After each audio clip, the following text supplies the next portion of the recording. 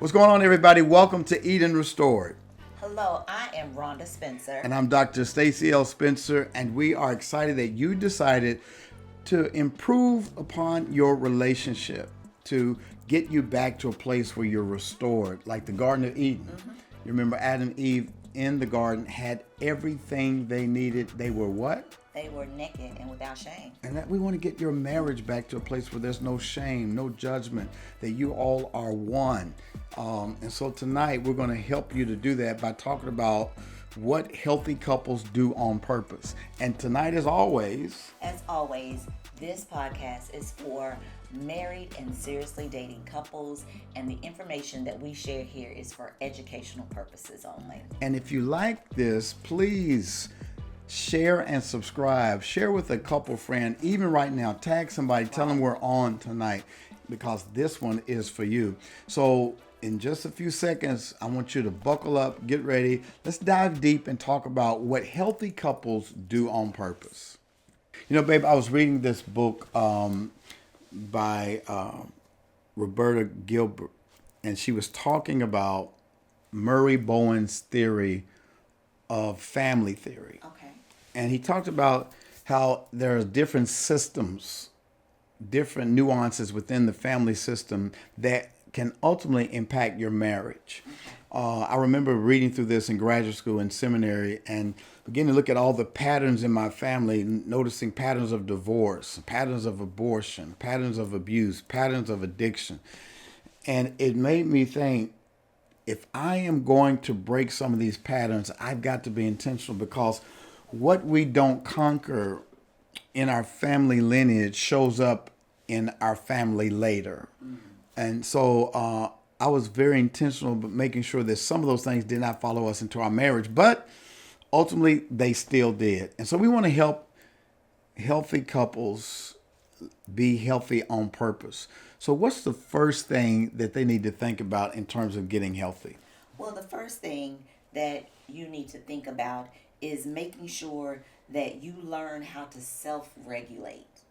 You know, that you regulate rather than, flee or Fuse. You know, some couples are so fused that they don't know who they are. They lose themselves in the relationship. And I think self-regulation or self-differentiation, according to Bowen, means that you got to have a self. You got to have a whole self. What makes a healthy relationship is when two whole people come together and start a relationship. A lot of times people feel like, if I fall in love and I find somebody to complete me, then I become whole. Right.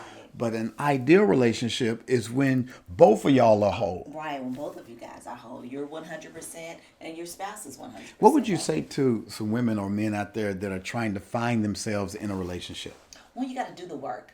You got to make sure that whatever that you may see as a broken or a pattern that you've seen in your family and is showing up in your own personality, then you seek some guidance for it. Talk to your family like, okay, how did this happen? Or go to a counselor so that you can make sure that you are the best version of yourself or your spouse. Yeah, you can't change anybody else but yourself. Right.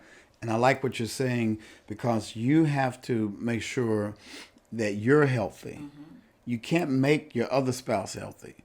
And sometimes we get so anxious about changing the other person, we lose ourselves through over functioning, trying to change that person, when what we need to do is put that energy back in ourselves. Yeah. So like, what can you do to better yourself? Exercising, you mentioned counseling.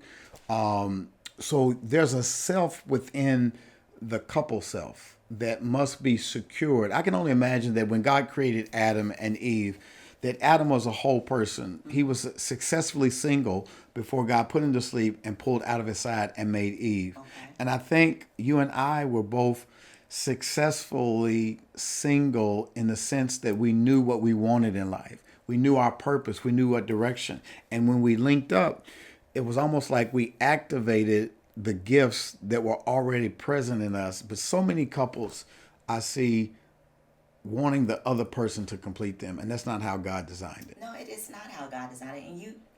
And this is something I've never thought about. You said that Adam was successfully whole, 100% whole before Eve came about. But when Eve came about, she had somebody there. She had Adam there with her. And so she didn't get the opportunity at that time to be 100% whole on her own because she had her spouse. So she had to learn how to be whole in the relationship. That's good. That is so good. The exact opposite of differentiation and being lost in a relationship. This is kind of funny, but how many of y'all remember Coming to America, Part 1? Okay. When the Prince Hakeem was going to be married in a prearranged marriage, and they brought in his bride to be, and he's like, "What do you like to do? Whatever you like. Where would you like to go? Whatever you want to do." And he said, "Bark like a dog, ruff, ruff, hop on one leg," and it was an over exaggeration. But this woman had no identity. No. She had no idea what she wanted. And so Prince Hakeem was like, "I'm going to America and find me a woman." So it's important that you find yourself before you lose yourself in the relationship. And you keep bringing up these really good points that I hadn't really thought about. She was groomed to be just for him, whatever he liked, whatever he enjoyed. And so her family helped to groom her in that way, which was a bit of dysfunction, if you would say. And so she never learned how to know what it was that she liked. Wow. Has there ever been a time in our relationship or in marriage when you didn't know what you wanted? Oh, absolutely.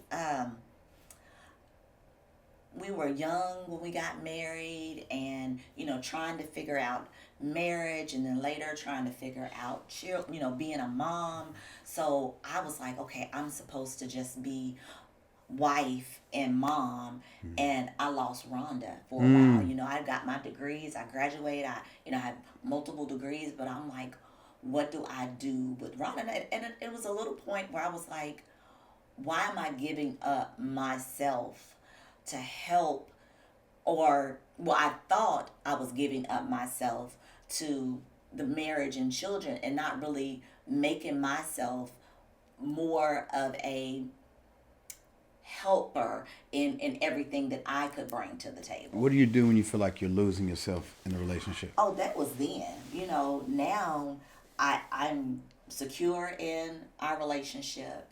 I have my friend girls, my sisters. So I make sure that I get my time to get poured back into. And you do an excellent job of encouraging me to get my estrogen time. I'm a mom of boys, so when they were little, it's like, oh, they're bouncing off the walls. There's all this testosterone in this house. I can't find any peace. They taking my stuff that I make that's pink, but I had to find my own way in the relationship. And how'd you do that?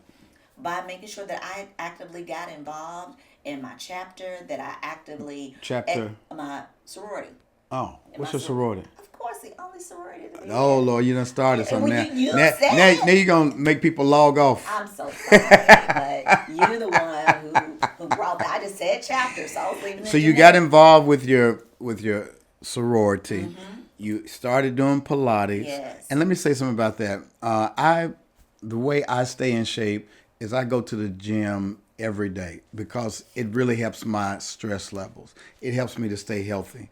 And I wanted my wife to go to the gym with me because I felt like both of us should be healthy. And she agrees we both should be healthy, but we don't agree on the methodology because she feels like when she goes to the gym with me that I'm going to work her out like a man. So she chose her own workout routine that benefits her. And so at first I felt a certain kind of way. I felt like she was pulling away. And sometimes when your spouse differentiates, it may feel like initially they're pulling away. We're supposed to do this, together. But sometimes pulling apart makes you stronger when you come back together.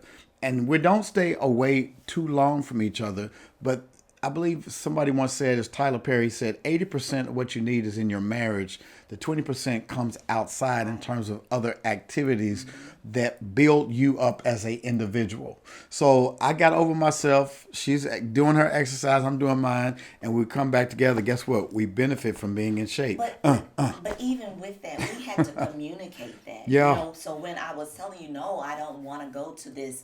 Well, I mean, I'll go to the big box gym, but that's not my preference. And so when I explained to you how this benefits me and how it pours back into me and how I enjoy it, then I saw your defenses like, oh, now I get it. But I was feeling a certain kind of way. Look, write this down real quick. God's covenant thrives when two whole people stand together. God's covenant thrives when two whole people stand together. And that's what we want y'all to be. We want you to be two whole people. Two whole people who know what they want. They have their own sense of identity, their own sense of purpose. Here's the second thing that we will give you tonight on making sure that you are a healthy couple. Murray Bowen says, anxiety travels through relationships like a current, like an electrical current. Someone has to break the circuit. We both can't be anxious at the same time because it's not productive for conversation. So if I come in and I'm charged and I'm mad about something, I can't believe, and then if my wife was like, whoa, I was watching Kev on stage the other day, and he said that it used to be that when his wife was upset, woke up upset, he'd wake up upset. Well, you gonna be mad? I'm gonna be mad. And matching energy. And he said, after a while, I realized that was counterproductive. And so what I would do, Kev on stage said, I would write my wife a text and say, I noticed that you're a little bit anxious today. I'm going to give you your space. I'm not pulling away from you. I just want to give you space. And when you want to talk, I'm here. As opposed to, what's wrong with you?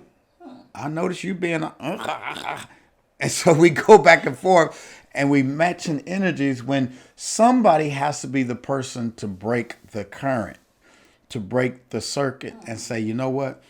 I'm going to be non-anxious and I may ask a clarifying question. Is everything all right? And that takes maturity. You know, I really do like that where sending the text as opposed to coming in, it's like, I noticed that, you know, you was snappy at me. And then that may cause the other person to say something because else. you said a key word. You said, what? You. Yeah. Yeah. So whenever you say you to your spouse, what does that do? That's you know, back in the person. No. That's what? That is putting the blame or It makes them feel defensive. Okay.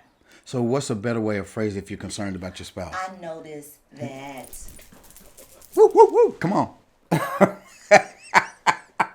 was a shift in how you're moving, or are that, you know, I noticed that things changed a little bit from when you came in the house. You know, I'm trying to remove the word you out of it, just rewording it. But I think the defenses come down. I really like that idea of sending that text, because then the other person can look at the text and still blow a little bit, but then read it and like, okay, fine. Can I say something about this? I just got some, Holy Ghost just dropped something on me. Okay. A lot of times when you're feeling a certain kind of way, because of my family pattern of being the oldest of a divorced couple and the oldest sibling in that family system, I felt responsible for the emotional atmosphere in my family of origin. Okay. And as a child, I was triggered when I would hear my mother crying, and I felt responsible to make her feel better. You following me? Okay. So when you, my wife, are in an emotional space where I know you're not feeling good or feeling your best, I get triggered sometimes and I want to get in there and fix it. When sometimes what you need is just space to be able to process what you're going through. So as a husband, what I can do is say, sweetheart, I noticed that you're not really moving like you normally move and you seem a little sad or something. If there's anything you need from me, I'm here for you. But just know that instead of like what's wrong with you? Da da da. No, come on, talk to me. I've learned how to be a non-anxious presence. Everybody say non-anxious presence. You got to learn how to be a non-anxious presence in the relationship. And so how do you do that? You practice pausing. If you wake up and you seem like your spouse is moving a little bit different, just pause. It ain't always about you. Right. It's not always, what did I do? Is she mad at me? Is he mad at me? His nose twitch, his eyes, his brow is frowned up. Is he mad at me? No, no, no. It could just be that your spouse is thinking about something, and I think just pausing for a moment and not taking that personal. And that's really good, of not taking it personal, because I think a lot of times in relationships we do take the other person's shift of energy personal when it actually has nothing to do with us at all. And one thing that you really are good at is that sometimes you'll just come up to me if I'm, more quiet, or more withdrawn, then you'll just give me a hug. And that helps to bring my defenses down, as especially if I'm upset about something that is going on in the house. Yeah, and everything doesn't deserve a response. No. Sometimes you just need to pause and breathe. There's been times we've been driving in the car, and I may say something, and I could feel that you misconstrue what I said, and you get a little curt or short. And instead of coming right back with another response, I've learned to just and take a deep breath and let it go and not even respond. And then a few minutes later, we're off to the next subject. But if I were to keep going on, what you mean by that?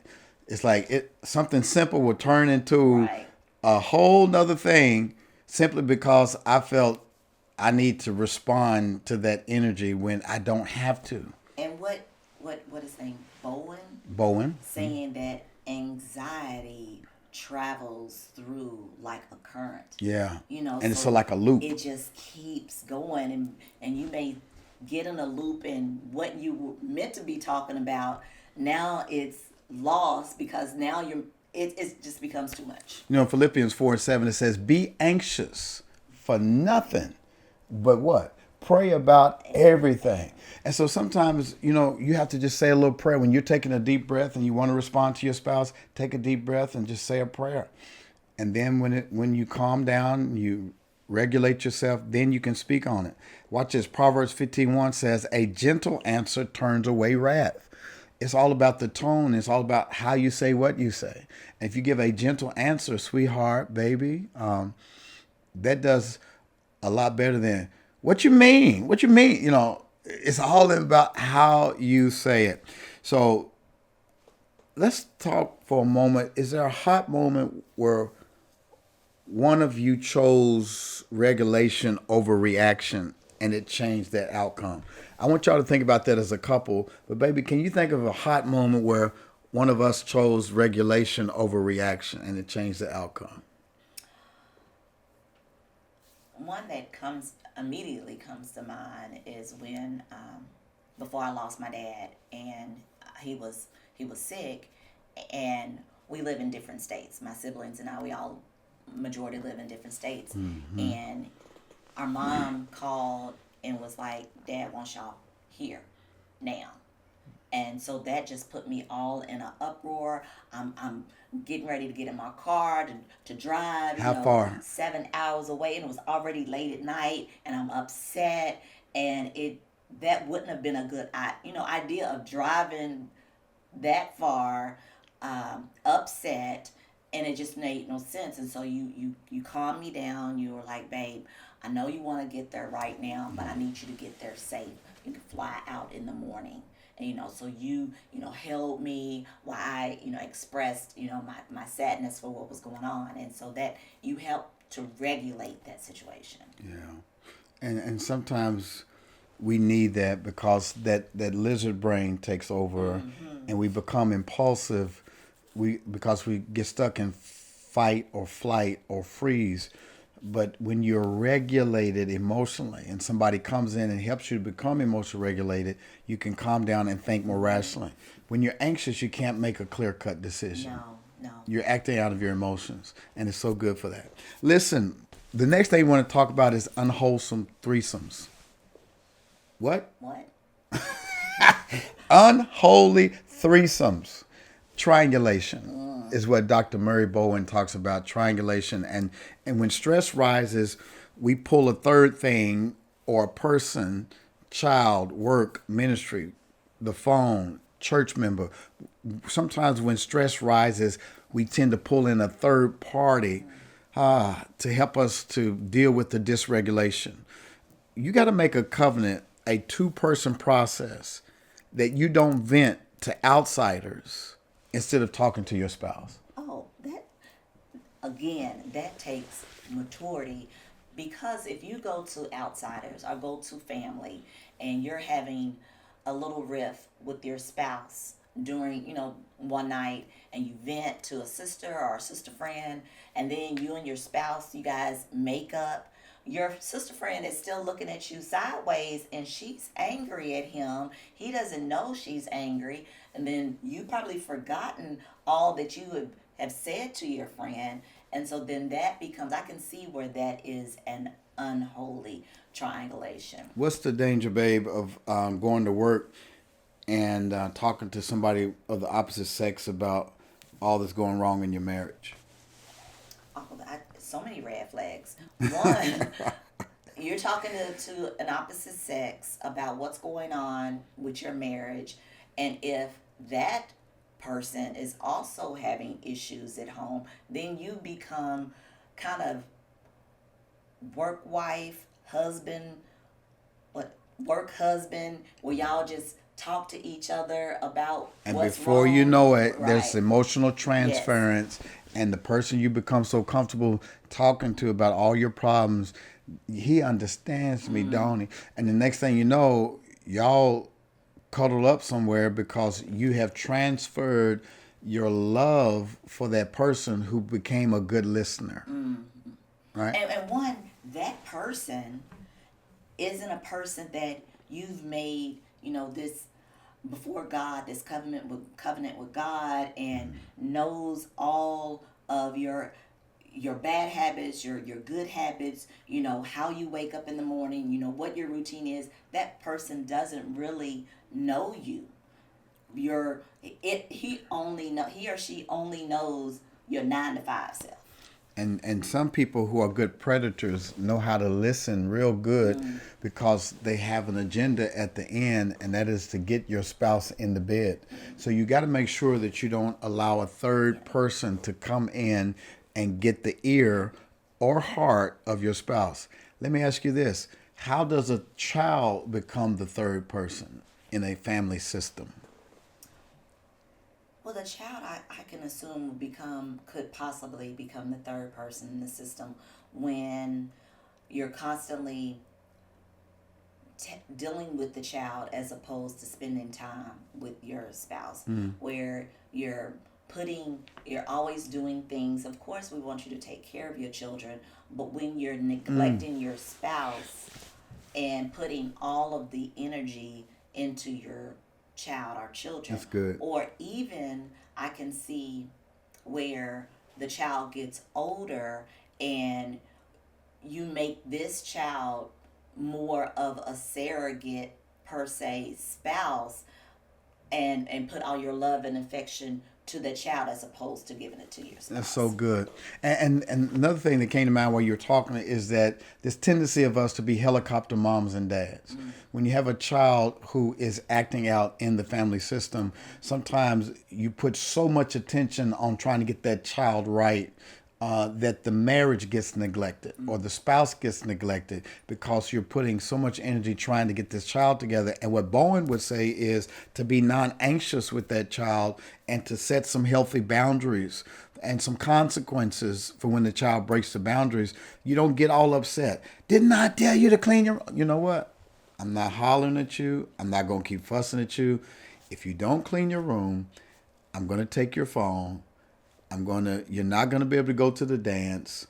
I'm going to take your keys. And that's that. And 9 times out of 10, instead of doing all that hollering, jumping, wasting all that energy, once the consequences are set in, then the child will self-regulate instead of you expending all the energy. But many times in a relationship, we allow third parties to come in. It's called triangulation. Also, your job can be the third party, right? You, instead of focusing on healing the relationship, you spend more time at work or more time in ministry.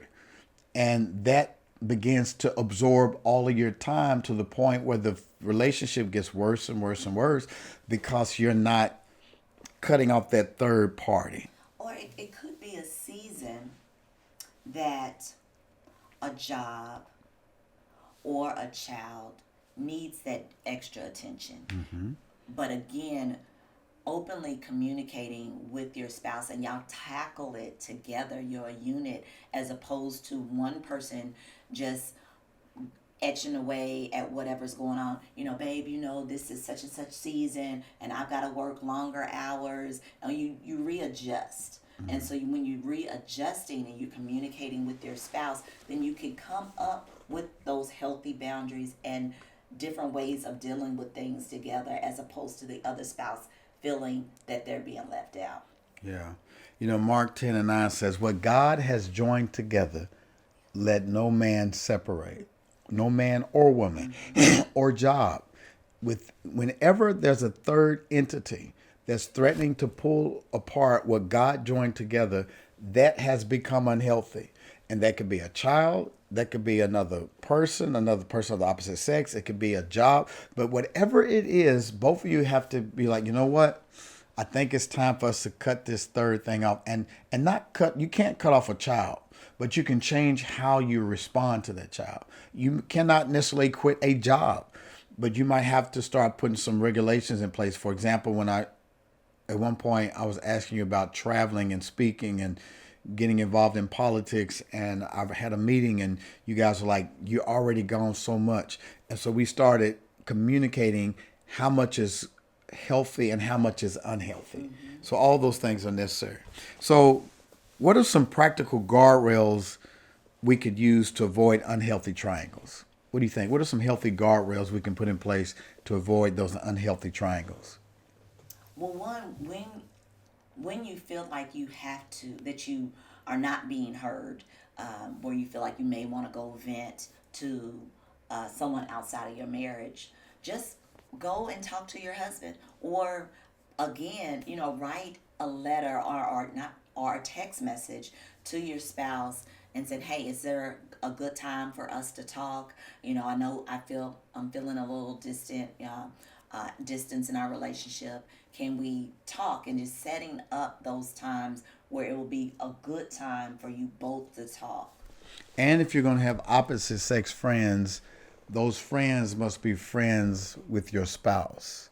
And typically it's better when the opposite sex is a friend couple group, so that everybody knows that we have parameters around what is healthy, what is holy, and there's no secrets, there's no split offs, because you got to put those healthy boundaries in place. After all, it was a third party, Satan, that came into the garden and tempted Eve into thinking she was missing out on something. And a third party that is unhealthy will always come into your present relationship to make you think that you're missing out on something, when in actuality, everything you need is already in your garden, and it's up to you to restore Eden and get that third party out and say, devil, you are a lie, and crush that devil on his head before he can plant seeds into the spouse's mind. And so we got to put up some healthy guardrails. I hope that so far this has helped you in what it takes to be a couple that has a healthy purpose, a healthy relationship. What do you do on purpose to have a healthy relationship? Let's just recap it. Number one, we got to make sure that we differentiate, that we have self-differentiation. You got to know what interests you. You got to build up your character, your purpose. Are you working out? Are you going to a counselor? Do you know what you want in the relationship? Because a healthy relationship is two people who are whole. What's the second one? The second one is that you've got to learn to manage your anxiety. And when we're living in, in the relationship and outside of the relationship, there's so much that we could be anxious for, but knowing that you have your spouse to lean on and for you guys to discuss what's going on and to come up with healthy ways to remedy this situation. And avoid unhealthy triangles. Yes. The two should become one flesh. Do not allow a third party to come and separate what God has brought together. That could be a child. It could be a friend, a coworker. It could be your work itself. You got to make sure that you protect your relationship. So we're going to pause right there because I feel like these three things that y'all can go and marinate on and talk about as a couple and ask each other, do we have a healthy sense of self? Or are we fused? Or are we too distant? We need a healthy balance of self. Are we, watch this, managing our anxiety, or are we in a constant loop of anxiety that we have not cut off? Somebody's got to be the calm one. Somebody's got to be like, pause. And thirdly, we got to make sure we got some healthy guardrails to avoid unhealthy triangulation. So those are just three things. We're going to come back next week and give you three more things on how you can make sure your marriage is healthy. Listen, if you need some extra help, we got you.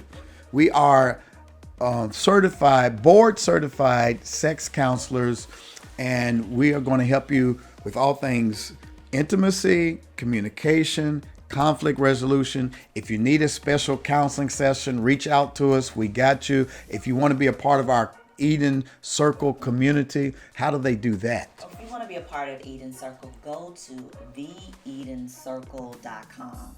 Yeah, and register. Go subscribe. And subscribe. And then, of course, if you haven't subscribed already to our podcast, do that tonight. Subscribe and share. Leave a comment, y'all. Talk to us. We need to get some feedback on how we're doing. We want to make sure we're scratching you where you're itching and reaching you where you need the help the most. So thank you for being on tonight. We look forward to seeing you next week. And thank you so much for being in Eden, where we want you to be, naked and without shame. Until next time, be blessed.